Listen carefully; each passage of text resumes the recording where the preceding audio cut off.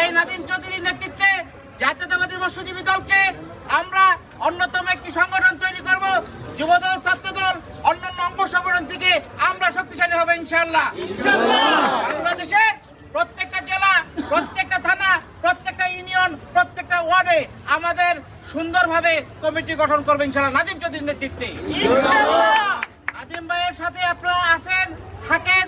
নাদিম ভাইকে নিয়ে আমরা ইনশাআল্লাহ আগামী দিনের সুন্দর একটি দেশ গঠন করব এবং আমার দলের ভারপ্রাপ্ত চেয়ারম্যান তারেক রহমানকে আশ্বস্ত বিশ্বস্ত করে বলতে চাই, নাদিম ভাইয়ের নেতৃত্বে মৎস্যজীবী দল সুসংগঠিত ছিল, আছে এবং থাকবে।